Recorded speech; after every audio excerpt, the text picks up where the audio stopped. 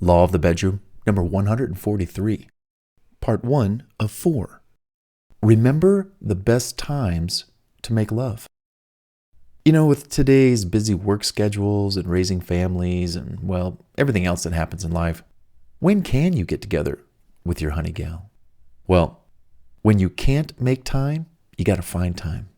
Do each of you initiate sex enough? Schedule love into your life.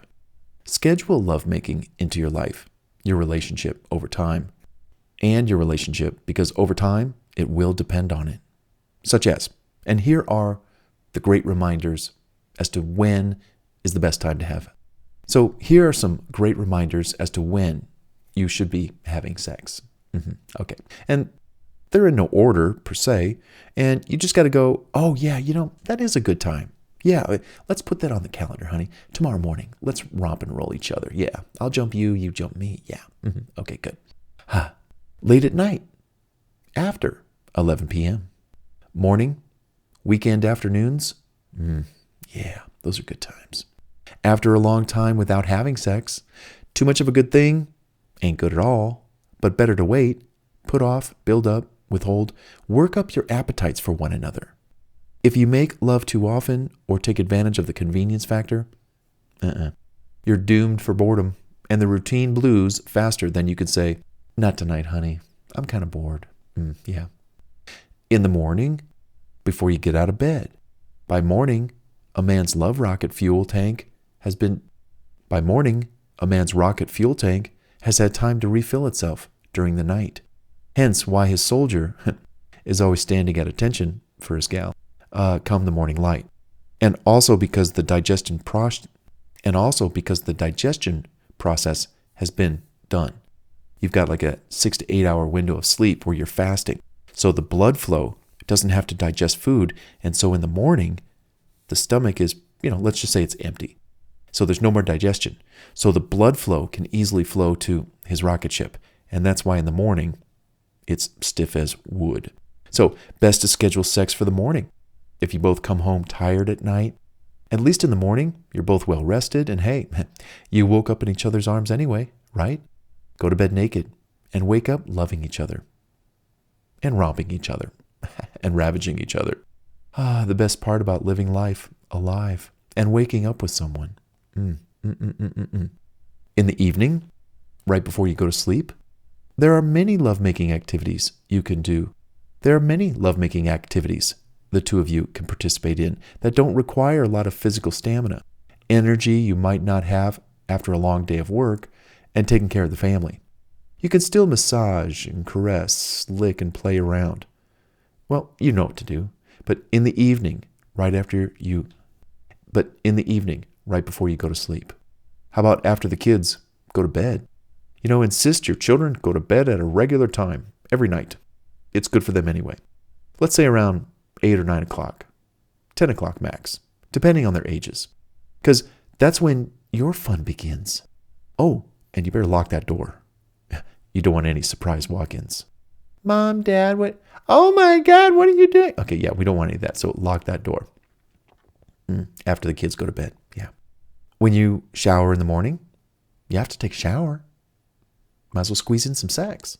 How about a bath at night? Oh, it's always nice to freshen up before bedtime. And you could take a shower at night too. Bath or shower, up to you. But a great time just to squeeze in, some petting, some feeling, some probing, some groping. Yeah. How about during your lunch break? And hers. Call ahead. Rent a hotel room next to the place where either one of you work. Whichever's closer. Hey, honey, guess what's for lunch? You are. Right after work, before the kids come home from after school activities. And maybe you work at home and the kids are at school. So have fun while they're not there. Take advantage of every moment when those kids leave that house. And they're far away, so it takes them time to come home. You've got at least a good half hour, maybe 2 hours to be able to do the old romp and roll. Send your kids to camp. Yep. Take a week off at the house just for you. Send them to a relative's during the summertime. Send them to grandma's house. They go. Yep. Swap sleepover nights with other parents. They watch your kids for Friday. They watch your kids on Friday. you watch their kids on Saturday, and y'all just take turns swapping back and forth so you can get some good time in. When you can hear the kids playing safely outside. That's when you and yours can run upstairs, slide the window open a little so you can still hear the kiddies playing outside, and proceed to have a little fun. You can even make love near the window, so you can just check on them. Oh, there they are right there. Honey, I'm just going to drop your, oh, go ahead. Drop your little things there. You're in the open. And then, things happen. Gravity just, things fall to the ground. Even if you don't make it all the way, at least you're warming your bodies up for later. So, you want a little of this? Yeah. How about later? Yeah. Hey, when the kids go to bed? Yeah. By the way, have you been a good girl or bad girl? How about on the weekends? On vacation? Out of town? In town? Anywhere? Anytime? Any place? Make weekend dates to be with each other.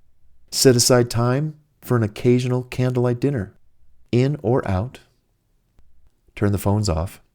And that time is yours. Again, schedule that kind of dinner, but then dine naked. Yeah, it's fun. If either of you feel that you make love too infrequently, discuss what would be realistic and what should be done and what would please you both. Take your feelings and events that get in the way of making love and just talk about it. Too tired during the week. Too busy with errands and entertaining on the weekend.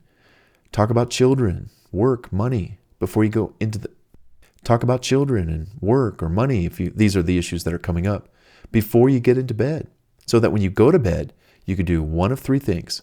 Relax, which means reading or watching TV or, just kicking it, conversation. Conversation, pillow talk. Sex. And then the bonus is sleeping. Yeah. Now, it may be too difficult to restructure your sex life at home, because you just got so many interruptions and it's just so busy. So sex tune-ups may be all that you need. Plan time to get away. Remember, we talked about those hotel getaway checklists. All you got to do is just send your kids to the relatives and then go to a hotel. Just get away from the house. Get out of that environment. Anyhow, can you think of the best times for you that you might have available for you and your gal to have sex, make love? Make mental notes of those times and then make them happen.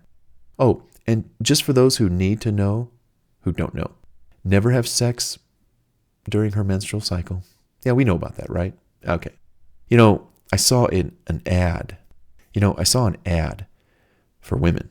It was a device that she could insert into her, pink cherry box while she's menstruating so that she can still have sex. I guess some company came up with this really great idea that, hey, while you're on your period, we still want you to be able to have sex.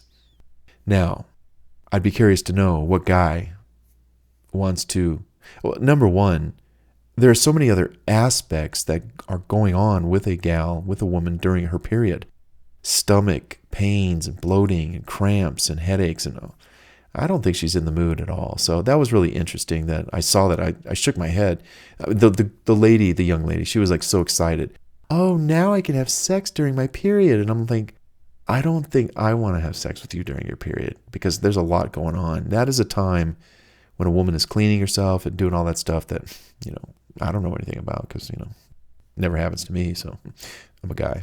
But I respect that time. And honey, it's all yours. You just stay over there. I will hold you at night. Okay, good. All right. So how are those times to have sex? Kind of some good memory joggers, some good ideas. Keep in mind.